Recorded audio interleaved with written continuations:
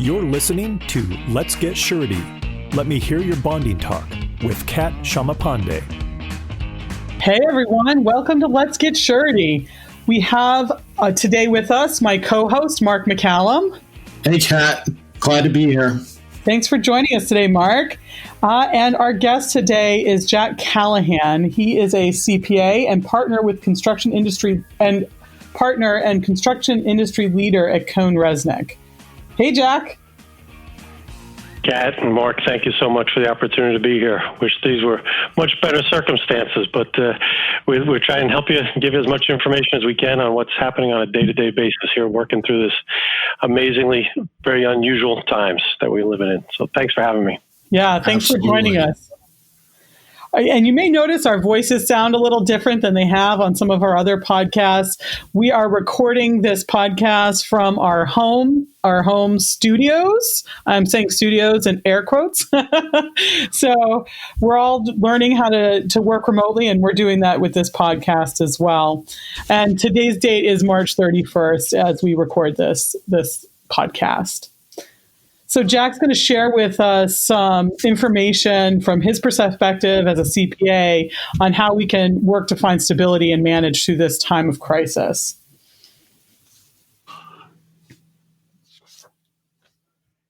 Jack, what do you think is the most important? Thank you so much. And for those of you who know Cohn Resnick, we're a national accounting firm, and I head up our group. We've got about 200 folks that specialize in serving the construction industry, and hopefully a lot of the folks in the surety industry know our name and know the firm reputation, and we're very proud of what we've done. And, talk about stability and kind of how to get through tough times.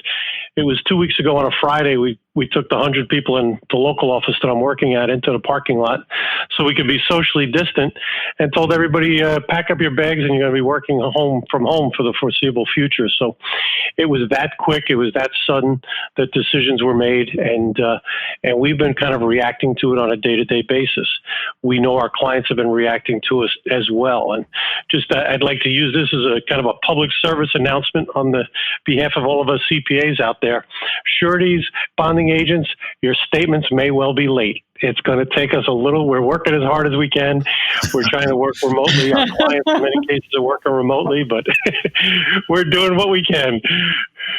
Well, Jack, as you said, you're actually in an area that was particularly hard hit, and so I'm sure that you have been contacted by a lot of your clients, by a lot of our members, bond producers.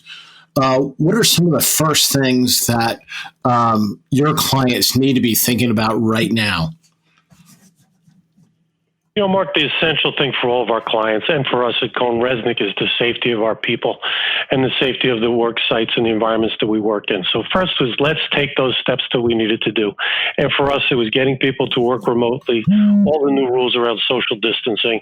And for the clients, it was the same. How do they protect the job sites? How do they protect the proud men and women that are out there every day executing the work that they do, both in the offices and in the field? So that was kind of the immediate need. And so we've done that, and what we're blessed is that, where we forced our clients to kind of step up to the plate and get new technology, and we as a firm have invested substantially in technology. We're able to do a lot of our tax and accounting and financial statement work remotely, so we're able to kind of get through it. Both accounting and construction have been designated as essential services. We're both happy to know, so we are able to come to the office, but anybody who does, it's on a very, very remote and very individualized basis.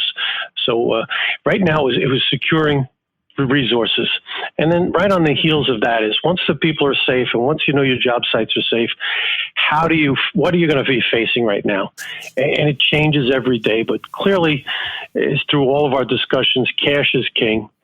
And so I had to take a hard look. Hopefully our clients, and again, from the surety standpoint, if you're looking at your clients, have they been good at doing cash flow projections? Do they monitor on a real-time basis? Getting together, do they have a core team of trusted advisors? Because I can assure you, none of us can think of all of the ramifications of this. You need to rely upon your bonding agent, your insurance agent. What do you do in these times? In dealing with your banker, dealing with your attorneys and your accountants to know what the steps are. So what I'm asking and encouraging everybody is get your team together, share ideas and share best practices on what you can do to conserve cash, to control overhead, to control your job sites, to figure out how you manage through this. And then really understand what the contract terms are. Will you be allowed to go to work? Fortunately, again, construction has been deemed essential at the U.S. Department of Homeland Security. They've identified a number of construction projects, both under the infrastructure category and the construction category, as being critical.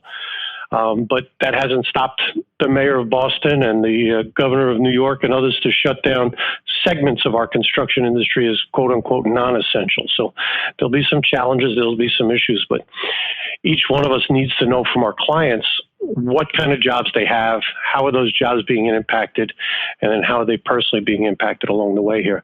And are they equipped with the manpower, the resources, and the moxie, quite frankly, to get through these tough times? It's going to be telling for all of us. So, Jack, to kind of circle back to 2 points you made just earlier, sometimes we hate looking at boilerplate, but now it's a really good time to become reacquainted with each of your contracts that you have in place, right? And to do that, you need the guidance with your attorney or a good outside counsel, I would imagine. Are there any particular things that they should be paying attention to in their contracts in terms of cash flow? The contracts is making sure you understand from your owner where their source of funds coming from. If you haven't established that already, are they in public grant money? Is it sitting out there available? Is it coming from a bank? If you're building right now a hotel, for instance, you have to be very nervous right now about will the bank continue to fund those kinds of projects. So it's understanding the language from the owner's standpoint, where their capital sources are coming from, how reliable are they going to be continued, and then inside your contract languages, we've all come up to this new French word, right? Force majeure. If there are events that no one could plan for, they're going to force the termination of a contract. So understand what those provisions are in your contract, and then really understand what these terminations, if they're forced, or these work slowdowns are going to be created, and are there extras? Are you going to be able to recover for those extra costs that are going to be a burden as a result of the slowdown, the shutdown, or the realignment of some of the work that you're doing out there? So those are the critical clauses really from contracts. We're looking at the delays, and we're looking at these force majeure clauses. And then again, from the financing side of it is, does my owner have the money in place to continue to pay me as I move along? Should they be making more efforts on accounts receivable at this time? Well, they have to be. It's critical. They've got to be tightening up their cash collections, and it's going to be hard. But it's going to be harder in a couple of weeks from now if this continues on. So making sure they stay working with the owners. And that's where it's all about the relationships. Hopefully they're working with owners that they've developed relationships with. If they've treated the owners fairly, you hope that on the flip side, the owners will treat them fairly. I think we all know we're in this together. Everybody's trying to do what they can to survive, but they're going to have to work with very much controlling their accounts receivable, and at the same time really managing expectations on accounts payable, letting those subcontractors and suppliers understand the realities of what they're facing and be honest. Everybody wants honesty right now. Yeah. And with the speed of change, how often should they be really modeling out their cash flow? You've got to be watching it every week. I mean, every week something new. Like I said, in New York City, our clients were going full bore. And then at 11 o'clock last Friday, the governor came on the radio and said, we're shutting down. If you're not in a hospital, a school, a highway, an airport, you're non-essential, and we want you to shut down those job sites as soon as you can. So that's how quickly it turns. And quite honestly, the physical reality, tomorrow on a job site, given the way this is going, someone is going to get sick.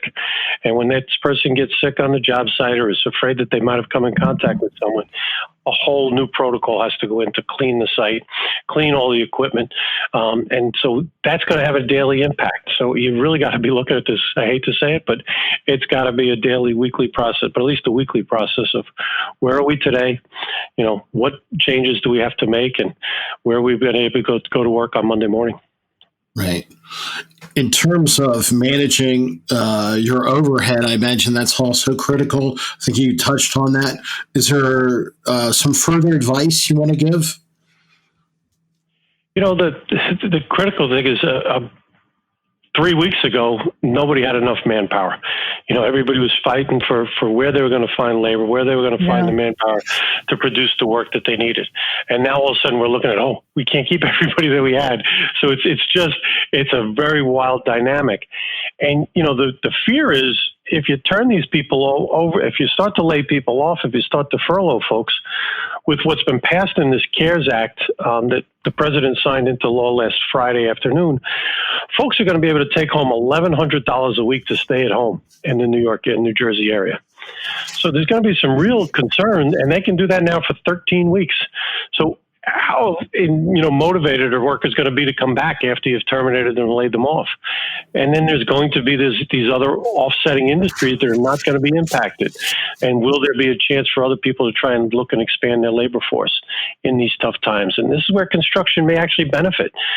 Folks, everybody in that hospitality industry and everybody working at the airports and the hotels and the restaurants are looking for work.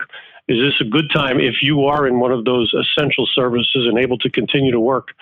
Is this a time to really get out there and try and look for some good people to put on board? So, as I said, I think labor is going to be your most critical issue, managing it, making sure you keep the essential folks. And I always say, it always seems easy. Let's cut the 20 of the lower end clerks. And, often that's not. Sometimes it's the harder choices. It's keeping those people because they're getting a lot of work done, and look at some of upper management to kind of absorb some of the pain and to work hard, to kind of take some cuts or take some accommodations to get through these difficult times. Right. So you touched on some of the relief measures that have occurred, and then there's one by the Small Business Administration, the Economic Injury Disaster Loans. Jack, could you tell us a little bit more about that? Sure. There's been a number of things that have happened that have really been proactive and should help a little bit with the cash flow needs and the demands that are out there right now.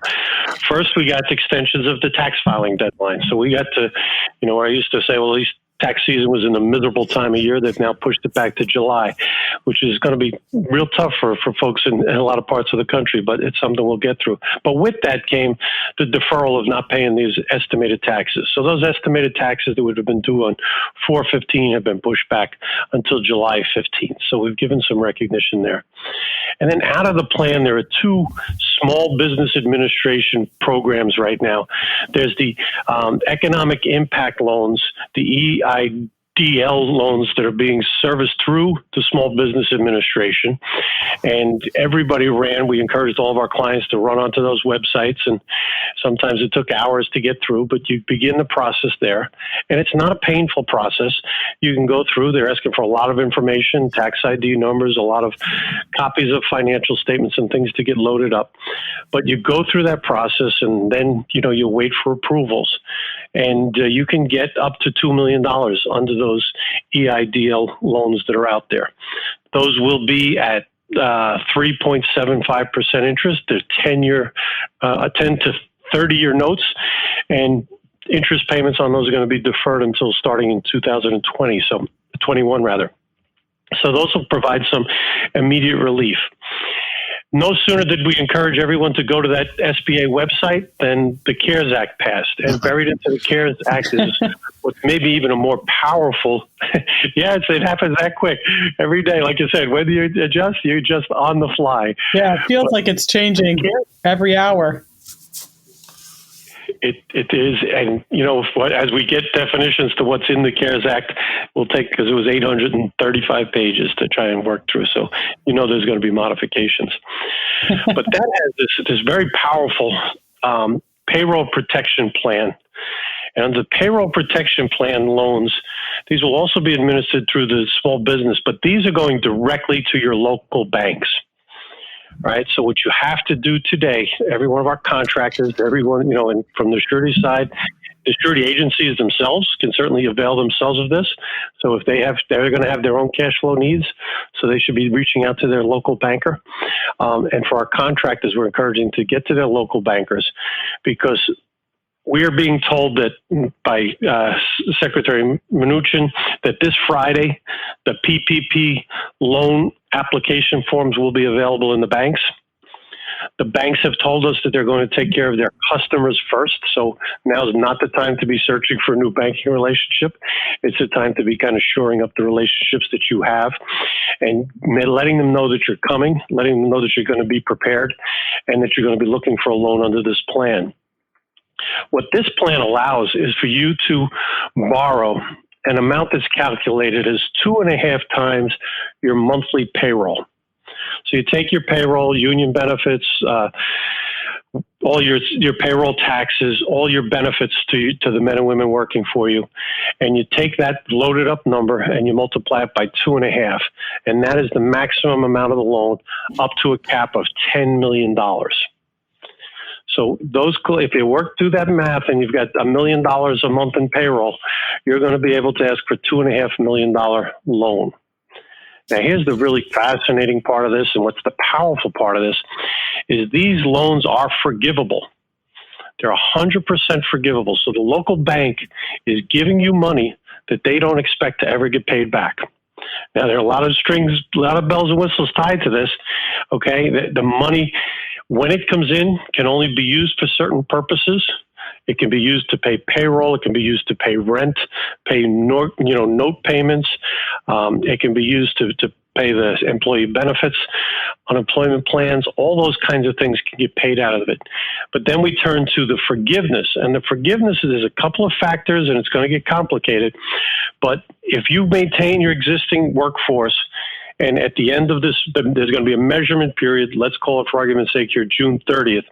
If you have maintained your workforce at June 30th at the point of where it was before this change, and you can identify that you've used the money to pay payroll taxes, to pay mortgage payments or rent, and that you've used it to pay another list of 5 or 6 specified items, to the extent the money for those purposes, that amount will be forgiven. Jack, that's really interesting. I've heard in the news a lot that a lot of small businesses are leery of taking a loan out. So that kind of changes the playing field a little bit, right? Absolutely. And you know what? I'm from the government, trust me. So we all have to be careful, but what I'm saying to everybody is get in line, get the applications in, be ready to go and ask for that money. And then before you take the money, make sure we've had some further clarification. And then again, if you're going to use that money, use the money wisely and smartly.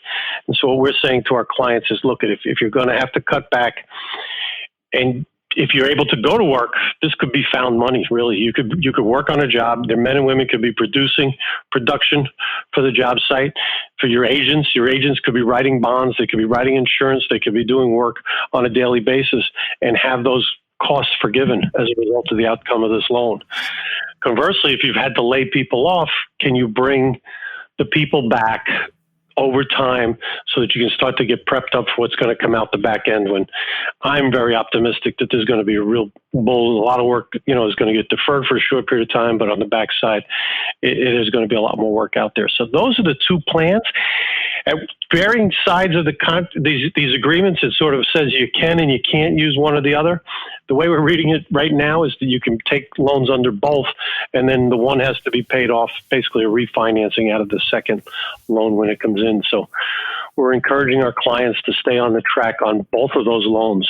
But as I said, the value and the power in this PPP loan is the fact that you can get this loan forgiveness. And again, it's a beautiful thing if the government can give you up to $10 million that you can keep your men and women employed and working and not have to pay back those loans. Right. Jack, it sounds like record keeping and documentation are going to be important to show where the money goes. You want to say something a little bit about that? Sure, absolutely critical. And we're developing internally here our Excel schedules to track the amount of loans that you qualify for, and then at the same time, I'm going to track where the money is used for. So you've got to make sure that you've got real-time schedules of your labor costs and the real-time schedules of your leases, and make sure you've got those leases or have been signed before this happened. You can't go and modify a lease, after the fact. So if the leases that are in place, you got to have those available and make sure that those payments are there. Part of this whole plan, it's $2 trillion, but there's a $7 billion or something that's been set aside for enforcement.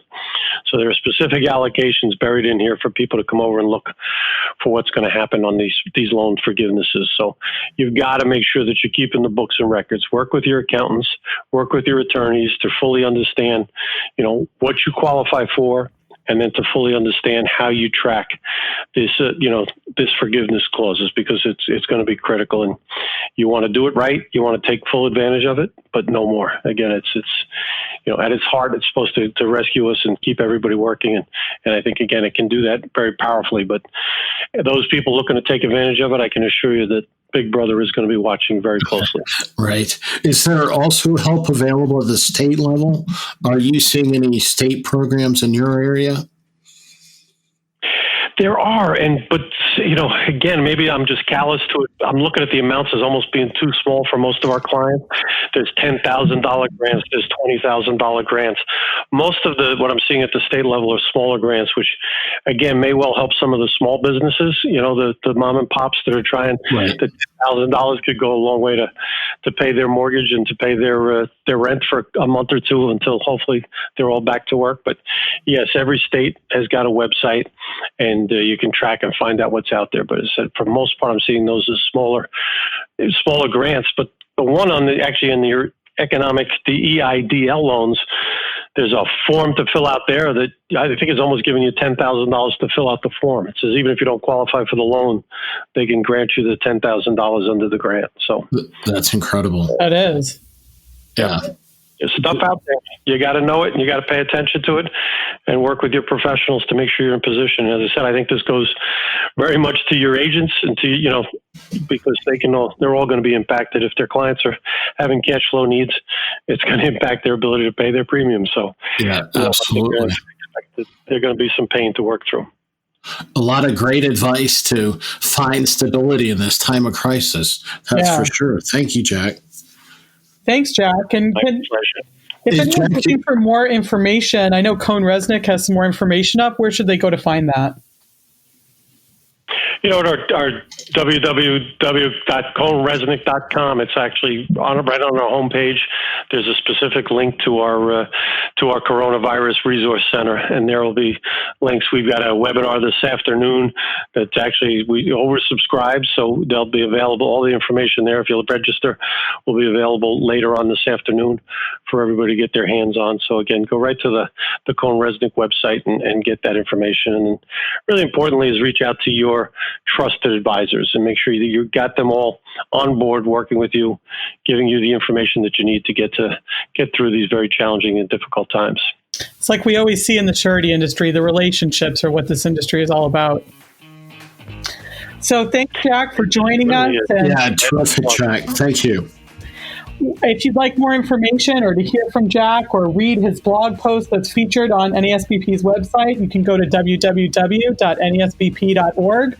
Also listen to the virtual seminar that's coming out by Jack on the 7th of April, and that recording will be available after that date as well, so you can access that at any time. Thanks so much, everyone. You've been listening to Let's Get Surety, brought to you by the National Association of Surety Bond Producers. For more information about the NASBP and its members, visit nasbp.org.